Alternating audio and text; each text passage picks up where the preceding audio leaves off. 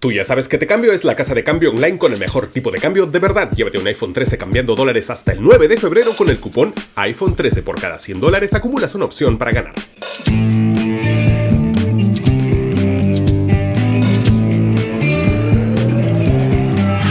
Hola, soy Marcos Cifuentes. Bienvenidos a La Encerrona, tu mini noticiero en pandemia. Hoy es miércoles 2 de febrero de 2022, 2 del 22. Y ayer empató Perú con un cabezazo contra el suelo de la Oreja Flores. Estamos quintos en la tabla, buenas chances de ir al Mundial.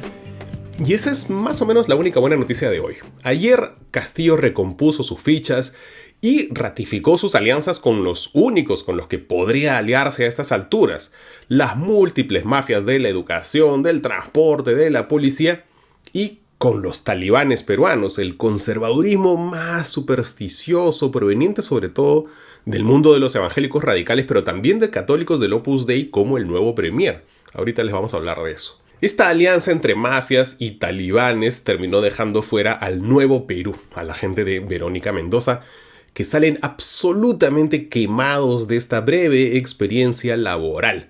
Traicionaron absolutamente todas sus banderas: anticorrupción, pro derechos de la mujer, pro reformas del transporte, pro reforma de la educación. Todas las banderas supuestamente progresistas que levantaban, pues no se jugaron pero ni por una. Y a pesar de eso, Castillo los expectoró por completo del gabinete, ¿no? Pobres. ¿Quiénes representan esta alianza entre mafias y talibanes? Pues la encabeza y la resume el nuevo primer ministro, Héctor Baler. Baler es algo así como la versión pelada de Daniel Salaverry, un hombre que ha cambiado de camisetas a cada rato. En el registro de organizaciones políticas figura que fue militante aprista entre el 2008 y el 2010, pero hay mucho más. Nuestro editor general Jonathan Castro estuvo investigando el pasado de este señor. Él empezó conversando con algunos viejos apristas que lo recuerdan como un militante desde su juventud del APRA, al menos desde los años 80. Se hizo dirigente de Huacho y Lima Norte, pero nunca destacó a nivel nacional. Sí recuerdan que Baler pues tenía un perfil del ala izquierda del APRA, la más bochinchera de todas. Ya en este siglo pues se fue y empezaron sus constantes cambios de camiseta. En el 2014 postuló a la presidencia regional de Lima por Unión por el Perú. Luego se metió a un partido que se llamaba Frente Amplio de Desarrollo, un partido local. En el 2018 volvió a intentar llegar al gobierno regional de Lima, esta vez con Perú Nación. No le ligaba nada hasta que en el 2021 postuló e ingresó al Congreso de la mano de Renovación Popular, de López Aliaga, con el número 3. Pero ni siquiera se había sentado en su curul y ya había renunciado a Renovación. Y se pasó a la bancada de Centro, formada por Somos Perú y el Partido Morado, pero luego, en enero de este año, se fue junto a Guillermo Bermejo y otros disidentes de Perú Libre a una bancada llamada Perú Democrático, que es lo que le ha permitido llegar a la PCM. De hecho, Bermejo ya lo ha felicitado por su designación. Pero vamos al plano legal de este señor, porque Baler afronta una investigación formalizada por corrupción en agravio de la Municipalidad Provincial de Coronel Portillo en Ucayali. Esta investigación se inició en el 2019 y no ha concluido todavía. El Centro Liber solicitó información a la Procuraduría General sobre este caso y resulta que se acusa a Baler de haberse beneficiado irregularmente de un contrato con la municipalidad a través de la empresa Coincar Ucayali. La Fiscalía considera que Baler se había coludido con el alcalde de Pucallpa para obtener a su favor la administración del camal municipal, pasando por encima de todos los procedimientos legales. Pero ese es un casito, porque tenemos otro que es una primicia de Jonathan Castro. Está relacionado este otro caso a su época aprista, la época aprista de Baler. Resulta que en el año 2007, pues Baler fue recomendado por Palacio de Gobierno, es decir, por Alan García, y ojo, esto es en la época en la que Jorge del Castillo, que tan cercano ha estado a Castillo en estos días, esta es de la época en la que Jorge del Castillo era premier. ¿Qué pasó? Fue recomendado Baler para que se incorpore como gerente de desarrollo en Agrobanco. Muy bien. Uno de los requisitos para ser gerente de desarrollo en Agrobanco es pasar una evaluación psicotécnica, algo normal. Bueno, cuando le hicieron la evaluación psicológica por primera vez, Baler se quebró y no pudo continuar. Entonces, la psicóloga le dijo: bueno, si no te sientes bien hoy día, hacemos la evaluación mañana. Muy bien. Esta es una evaluación diseñada para ver qué tan bien puedes trabajar bajo presión. A la mañana siguiente, Empezó de nuevo la evaluación y a los 5 minutos, cuando estaba empezando ya la evaluación, entró el chofer de Valer y le dijo, oye, el presidente te está llamando. Era una excusa, obviamente, para no dar el examen. Entonces la psicóloga le dijo, oye, no puedes interrumpir este examen. En ese momento, el chofer agarra la prueba psicotécnica y se la trata de llevar. Y empieza un jaloneo entre los tres, porque obviamente la psicóloga no iba a permitir que se lleven la prueba, pues. Entonces ahí Valer le mete un empujón a la psicóloga y ella se cae. El caso generó una denuncia ante la comisaría de San Isidro y de hecho Agrobanco denunció a Valer. Y para eso contrató al estudio Foresight y Arbe en el que trabaja el hoy conocido abogado Julio Rodríguez para que vea el caso. Jonathan contactó con Julio Rodríguez y él confirmó que vio este caso, que existió esta situación. Se denunció a Valer por intento de robo de la prueba. Esta persona lo que hizo finalmente fue arrancharle a la psicóloga una prueba de un test psicológico que era requisito sine qua non para asumir el cargo. Y ahí se presentó la denuncia. Ajá. Pero lamentablemente la institución cambió de gerencia, y con el cambio de gerencia también cambió el departamento legal, y con el cambio de departamento legal cesaron las asesorías que nosotros brindábamos. Esta historia cuadra con lo que hemos visto hasta ahora de este señor. Por ejemplo, su única intervención memorable en el Congreso fue cuando le dijo a un colega que si quería defender a una mujer tenía que ponerse falda. Y por supuesto cuadra además con los fantasmas que rondan por su cabeza sobre lo que él llama la ideología de género. Porque es destrucción de los valores morales occidentales. Nosotros somos católicos y cristianos en América Latina. El marxismo no cree en Dios, no cree en Cristo, no cree en la enseñanza social cristiana. Anoche, en una entrevista con Jaime Chincha, Valer admitió que era miembro del Opus Dei y dijo que era amigo de Rafael López Aliaga. Así que no parece que a este señor el Congreso lo vaya a censurar, ¿no? Para nada. Políticamente, a Castillo le conviene haber puesto a este señor de premier. Se ha ganado el voto de los conservadores del Congreso, que son varios y que están votando juntos todo el rato. Ayer tuvieron una de sus victorias más importantes, la cabeza de la SUNEDU. De eso les vamos a hablar en el último bloque. Valer también está a favor, por supuesto, de la contrarreforma del transporte, algo en lo que coincide con Castillo, otra de varias coincidencias con Castillo. Nuevamente tienes esta alianza mafias-talibanes. El único proyecto de ley que Valer ha presentado en el Congreso, el único en 6 meses, buscaba prorrogar automáticamente por 10 años todas las autorizaciones a las empresas de transporte y al mismo tiempo quitarle autonomía a la Autoridad de Transporte Urbano, haciendo que el cargo de presidenta de la ATU, la Autoridad de Transporte Urbano, dependa del ministro de Transportes y que tenga que ser un cargo de confianza. Y esta es solo la cabeza del actual gabinete. Vamos a hablar del resto, del peor gabinete que yo recuerde, cuando volvamos con más aquí en El Encerrona. Llegó el verano y todos los planes serán mejor con Didi. Hazlo simple, descarga la app, ingresa tu destino y comienza a disfrutar del verano mientras ahorras en cada uno de tus viajes. ¿Ya tienes la ruta de hoy? Ahorra y simplifica tu día con Didi. Bienvenidos de vuelta a La Encerrona. Y ayer Pedro Castillo juramentó a 9 nuevos ministros, con lo cual la estadística de este gobierno es esta. Pedro Castillo cambia un ministro cada 10 días. Así que la gente que usa el argumento de la estabilidad para defender la continuidad de Castillo, pues tendría que empezar a buscarse otro argumento, ¿no? Cambiar un ministro cada 10 días no es estabilidad ni aquí ni en medio de un tagada. Uno de los pocos ratificados es el ídolo de un montón de gente, el ministro de Justicia Aníbal Torres. Pues bien, ayer cuando todo el mundo estaba concentrado en el partido de Perú, el gobierno volvió a sacar otra de tantas ediciones extraordinarias del peruano que saca este gobierno. ¿Para qué? Para cumplir una amenaza. Sacar al procurador general Daniel Soria. Estamos hablando del procurador que denunció a Castillo por el caso Carelim.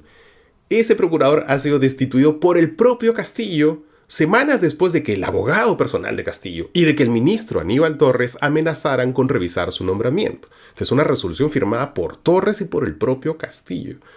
¿Cuál ha sido la excusa para tomar esta decisión? Pues un informe de la Contraloría que se conoció ayer, que decía que Soria había sido nombrado como procurador sin cumplir el requisito de la experiencia. Pero el señor Soria fue nombrado en febrero del 2020. Entonces resulta que ya por lo menos tiene un buen par de años de experiencia como procurador, ¿no? Es raro pues que separen a Soria por no tener experiencia a estas alturas. ¿Quién intentó sacar antes a Soria cuando fue presidente? Manuel Merino, otro representante de una alianza entre conservadores y mafias. Yo a estas alturas les diría que no veo en este nuevo gabinete ninguna diferencia entre el que podría haber sido un gabinete de Merino y un gabinete de Castillo, salvo que Castillo juega mejor sus cartas para que le tengan lástima en vez de la cólera que le tenían a Merino. Pero no hay mucha más diferencia. Y Aníbal Torres, su ministro de Justicia, pues yo creo que está agarrando a todos sus fans de muchachitos tontos. ¿Qué otra ratificación del actual gabinete debería preocuparnos? Pues la de Betsy Chávez en el Ministerio de Trabajo. ¿Por qué? Porque esto significa que continúa la intención de pasar servir al Ministerio de Trabajo, una propuesta que hizo ella. Mirta Vázquez detuvo esta intención, pero ahora pues nada detiene a Betsy Chávez, más bien es una garantía de que se va a rebajar aún más los requisitos para ser funcionario público. Imagínense si ya como estaba la cosa ponían a cualquiera en cualquier puesto. Servir, de hecho, era una de las pocas barreras de contención para toda la gente no calificada. Eso ya se los explicamos la semana pasada. Busquen el programa de la semana pasada. ¿Quién más continúa? Pues el intocable Juan Francisco Silva, del Ministerio de Transportes y Comunicaciones, defensor absoluto de la informalidad de las combis y que, por cierto, pues también es un aliado del conservadurismo más rancio.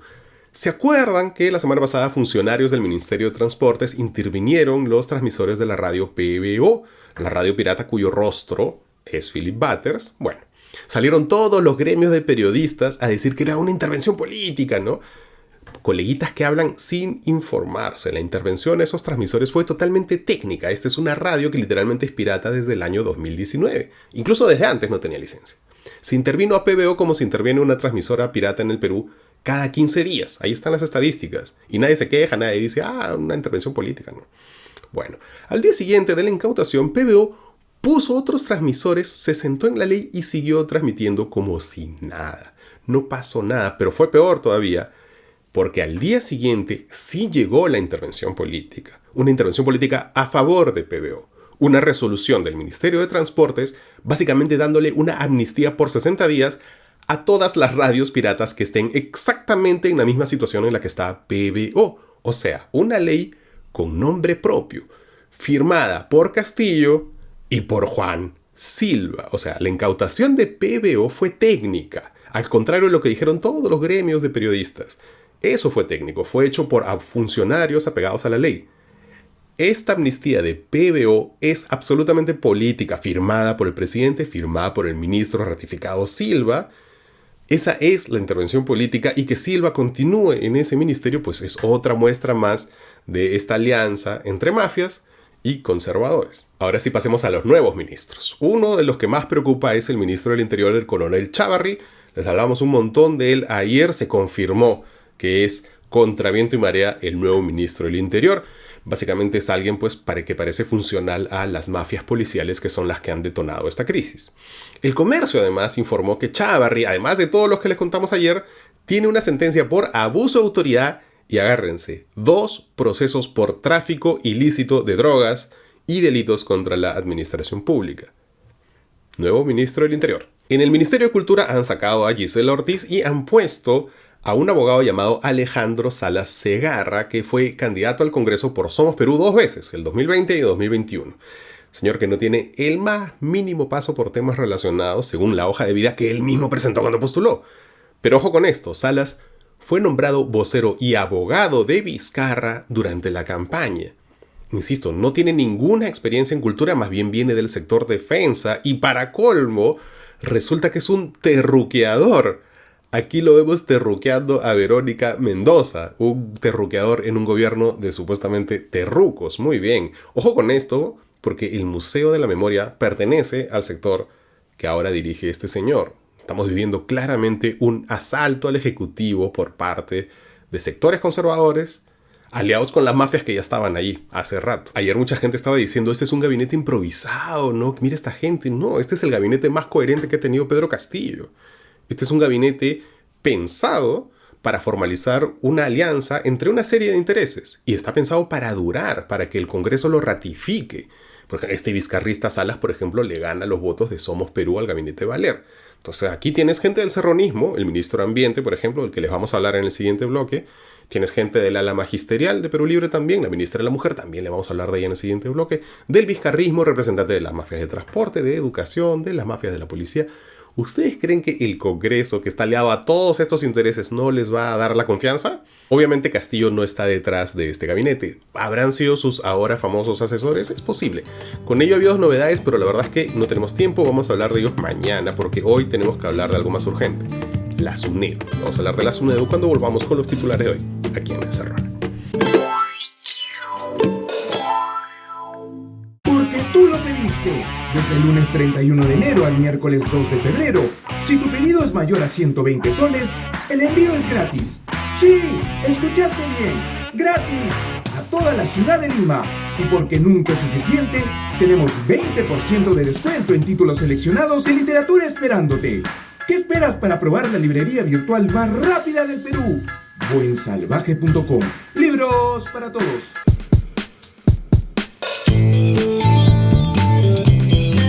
Hola de nuevo, bienvenidos de vuelta a La Encerrona, tu mini noticiero en pandemia. Hoy es miércoles 2 de febrero de 2022 y estas son las noticias que son virales o deberían serlo. Vamos a hablar del tremendo atentado contra la educación, tremendo retroceso, pero antes yo tengo que hacer una corrección porque ayer me comí un cero. Los 11.900 barriles, que ahora son la cifra oficial del derrame de Repsol, no equivalen a 50.000 galones. Me comí un cero, equivalen a 500.000 galones. Esto es casi 500.000 de galones vertidos en nuestro mar. Por cierto, el nuevo ministro de Ambiente, Dux Supo, tiene cero experiencia. Castillo lo logró. Puso a un ministro con menos experiencia que el ultra famoso recordado Rullero, ¿se acuerdan? El sobrinísimo de Cateriano. Y lo ha puesto en Ambiente, en pleno derrame. Este joven Dux Supo es básicamente un activista tuitero. No tiene ninguna experiencia y se nota. Ha tuiteado ya varias veces, por ejemplo, que es el momento preciso para renegociar los contratos, ley con Repsol, cláusula por cláusula. Ya, mira, Repsol no tiene contrato. Tiene una licencia, más bien un registro, que ciertamente es plausible de suspender o incluso cancelar, pero no de renegociar porque una licencia no se negocia. El ex ministro de Energía y Minas, Carlos Herrera Descalzi, ha explicado bien clarito en Convoca que el Estado le puede quitar la licencia, pero si Repsol deja de operar, no es que el Estado se puede meter a la Pampilla a utilizarla. ¿Por qué? Porque la Pampilla ciertamente era del Estado peruano, pero Fujimori obviamente, Fujimori la vendió. Fujimori se la vendió a Repsol en 1996. La Pampilla es propiedad privada, por tanto no hay ningún contrato, ni contrato y menos contrato ley y menos se puede renegociar. ¿Ya? Yo estoy de acuerdo completamente con todo el mundo de caerle a Repsol con todo el peso de la ley, pero de la ley y de la realidad, porque si no peleas con inteligencia te ganan y tenemos que ganarle a Repsol, derrotar a Repsol, pero con inteligencia y con un tipo de sentido de la realidad, aunque sea. Entonces el nuevo ministro Dux Supo, que no tiene ninguna experiencia y se nota, pues está muy equivocado cuando repite eso de renegociar el contrato ley. Entonces otro señor que se mete al Estado para aprender en el cargo. Lo peor es que cuando te metes a su cuenta de Twitter, ¿saben de dónde ha sacado esta cantaleta de renegociar el contrato ley? ¿De dónde salió esta leyenda urbana? De su líder, Vladimir Cerrón. El ahora ministro es fan absoluto de Vladimir Cerrón. Todo el día lo retuitea, lo defiende y repite cada falsedad que dice Cerrón. Cerrón es el que todo el día, desde que esto empezó, repite equivocadamente esto del contrato ley, demostrando que no tiene ni idea de la situación. Por lo menos, pues señor Cerrón, hay que enterarse que la Pampilla es privada desde el 96, ¿no? Tienes que saber contra quién estás luchando. Resulta francamente terrible que en medio del peor desastre petrolero de nuestra historia, con 500.000 de galones vertidos al mar, el ministro de Ambiente sea Vladimir Cerrón. Un último problema con el gabinete, en realidad no es el último, pero ya tengo que pasar a otros temas, pero un último problema con este gabinete es Katy Ugarte, la nueva ministra de la Mujer. Katy Ugarte no solo es reo contumaz en Cusco, si no fuera congresista estaría presa, sino que también es otra fanática religiosa. Ella, que es ministra de la Mujer, pues está en contra de todo lo que defiende institucionalmente el Ministerio de la Mujer. Miren en esta entrevista cómo habla de que Dios creó a los hombres y las mujeres. Dios creó al hombre y a la mujer, y eso está bien claro. El núcleo familiar no se debe de perder desde ese punto de vista. La señora, por supuesto, tiene todo el derecho de creer lo que le dé la gana, pero no tiene derecho a meter sus creencias en políticas públicas. Hay que separar las iglesias del Estado. Por supuesto, como corresponde a este tipo de perfil fanático, la señora es antivacunas, firmó un proyecto de ley para bajarse el carnet de vacunación. Es posible que estemos viviendo los últimos días del Ministerio de la Mujer. Ayer mismo, el congresista Américo Gonza, de la bancada oficialista Perú Libre, del ala magisterial, además un tipo que está ahora mismo súper empoderado, porque él ha sido el padrino del general Gallardo, el representante de la cúpula policial que ha terminado metiéndonos a todos en este lío. Ese Américo Gonza presentó ayer un proyecto de ley para cambiar el nombre del Ministerio de la Mujer a Ministerio de la Familia. Yo no sé si es necesario explicar esto, pero Perú es uno de los países más peligrosos del mundo para las mujeres. Transformarlo en algo de la familia suena más bien a que estás contrabandeando cositas de con mis hijos no te metas. Lo cual es súper coherente para el giro ultra conservador del nuevo gabinete, de la nueva ministra. Pero pues el plan parece ser convertir al Ministerio de la Mujer en el Ministerio Talibán, ¿no? Todo lo que no esté de acuerdo con la ideología de estos evangélicos radicales, pues básicamente va a quedar fuera. Y eso nos lleva ahora sí a la SUNEDU. Como ya les hemos dicho, la verdad es que desde que se inició este régimen, todas las diferencias entre izquierda y derecha, oposición y oficialismo se han ido diluyendo. Ayer todo el extremismo se volvió a unir. El fujicerronismo más Renovación, más la rectora de San Marcos estaban ayer todos felices porque finalmente dieron el primer gran paso para matar a la SUNEDU. Ahí está Esdras Medina, congresista de Renovación de López Aliaga, presidente de la Comisión de Educación del Congreso. Él sustentó ayer el proyecto de ley que recibió el apoyo mayoritario del Congreso, el proyecto contra la autonomía de la SUNEDU. Yo les quiero recordar que este señor es otro evangélico radical, fanatizado, que cree que los desastres naturales se deben a la ideología de género. Miren lo que dijo en la campaña, entrevistado por El Búho. Legalizaron aún la ideología de género, aprobaron la ideología de género, va contra lo natural. ¿Y qué le ha pasado a Chile? Y tuvo un terremoto, ¿no? Recuerda que nosotros fuimos los que fuimos. Pero el terremoto es anterior a la ley. No hubo un terremoto, porque ya estaba avanzando, así como ahora está avanzando. Esta es la gente que ya había capturado el Congreso y ahora ha terminado de tomar el Ejecutivo, ¿no? Los talibanes peruanos han llegado al poder. Y como son fanáticos, no les importa nada más que su agenda. Y si para que triunfe su agenda tienen que aliarse con mafias educativas, por ejemplo, mejor, al contrario, más bien, si ellos pueden manejar la educación a su antojo, le van a poner alfombra roja pues a las universidades basura. Felices, y eso es lo que pasó ayer. Básicamente lo que está pasando aquí es que las universidades van a elegir a los representantes que las van a evaluar. Esto es como si Repsol fuese parte de Ocinermin. No tiene ningún sentido, ¿verdad? ¿Cómo vas a poner a los regulados en el regulador? Estamos regresando con esto al viejo sistema, al de la Asamblea Nacional de Rectores, la ANR, el viejo sistema que trajo todos los desastres a la educación que hemos visto, ¿no? La ANR era básicamente un club de amigos, a eso hemos vuelto. ¿Quiénes votaron a favor? Pues Bellido, Cerrón, La Barbarán, Aguinaga, Bustamante, Juárez, Lamuruz, Yarro, Cueto, Montoya, Pepe Luna, todos juntos y revueltos, porque aquí lo que importa es que todos estos negocios puedan seguir haciendo negocios. Falta una votación, pero no hay nada que lo vaya a impedir. No hay nadie en el Congreso que lo pueda impedir, no hay nadie en la calle que lo pueda impedir, no hay nadie en el gobierno que lo pueda impedir. En esta alianza entre las mafias y los talibanes, pues ya no hay nadie que se les ponga en medio. Eso es todo por hoy. Soy Marcos Cifuentes y esto fue La Encerrona, el único noticiero que te mando un abrazo. Chao, hasta mañana.